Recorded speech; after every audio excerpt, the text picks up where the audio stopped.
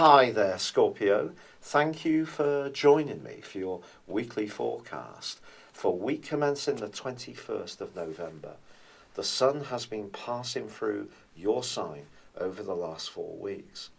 This has given you an opportunity to revitalise the strands of your life that are really important to you, or perhaps start some new ones.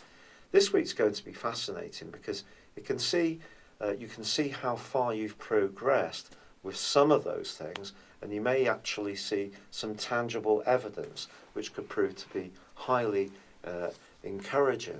But there is a quarter moon on the first day, and being single-minded, as you may have been over this period of time, may this week create a little bit of a reaction. And someone that you kind of have to deal with, could be a boss, it could be someone in your family, and they may not see things quite the same as you and test or challenge the approach that you've been taking. Try to take this in your stride. The spirituality that comes between Venus and Neptune at the very start of this week can help you to perhaps just step back a little bit. But I do feel once the sun moves on Tuesday into Sagittarius, it can help you to think more earthily about things. And perhaps they have a point. Perhaps they wanted to see tangible evidence backing up the more ethereal claims that you may have made.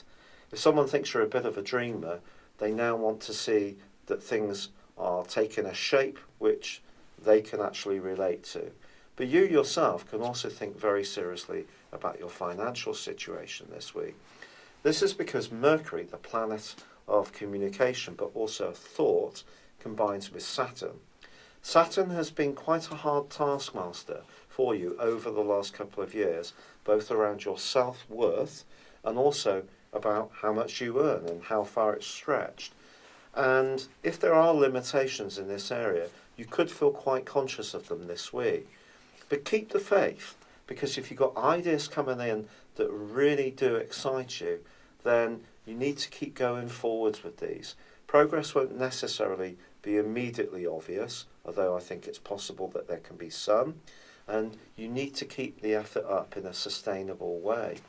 But if there is some conversations to be had this week, you can be extraordinarily persuasive, both in a personal and also private, and also a public and professional dimension.